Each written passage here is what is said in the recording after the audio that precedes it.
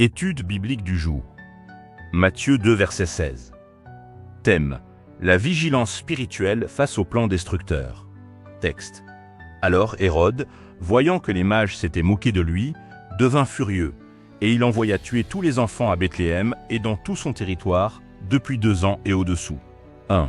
Contexte historique. Hérode le Grand, roi client romain, se sent menacé par la naissance de Jésus, le roi des Juifs. Ce verset illustre la violence politique face à la menace d'un pouvoir divin, la peur humaine, qui engendre la destruction innocente, et les décisions hâtives basées sur la jalousie et la peur. Le massacre des enfants montre combien le mal peut être implacable face au plan divin. 2. Lecture sociopolitique du texte. Hérode représente le pouvoir tyrannique qui veut maintenir son contrôle, la peur qui conduit à l'oppression, et l'injustice systématique contre les innocents. Pour la société, la vigilance morale est cruciale. Les systèmes corrompus exploitent souvent la peur pour asseoir leur domination.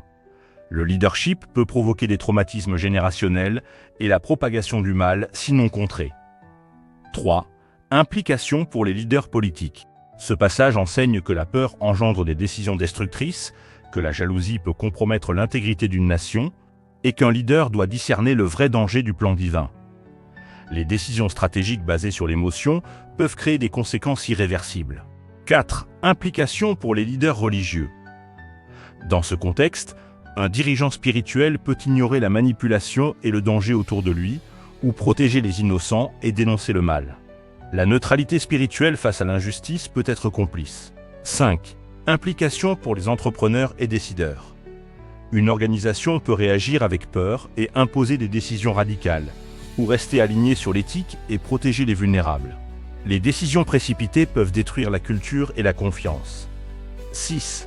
Implication pour la société. Ce texte révèle un principe universel. Le mal se manifeste souvent contre les plus faibles. La protection et la vigilance sont essentielles. La justice et la foi peuvent contrer des plans destructeurs. 7.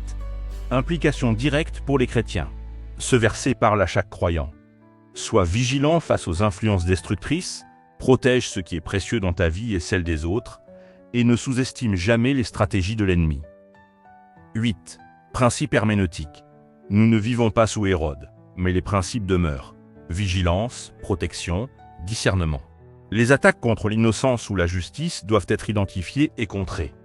La responsabilité personnelle et collective reste primordiale. 9. Message sociétal. Nos sociétés traversent la corruption, l'abus de pouvoir et la victimisation des innocents. Matthieu 2, 16 rappelle de rester attentif et d'agir pour protéger le bien et l'innocence. 10. Conclusion prophétique. Dieu garde toujours ses plans, même lorsque le mal tente de les détruire. La question n'est pas si l'ennemi agit, mais comment tu choisis de répondre.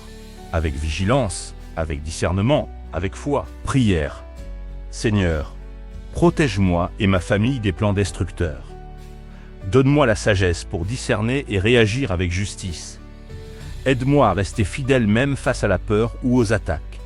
Que ta protection divine garde ceux qui sont vulnérables autour de moi. Amen.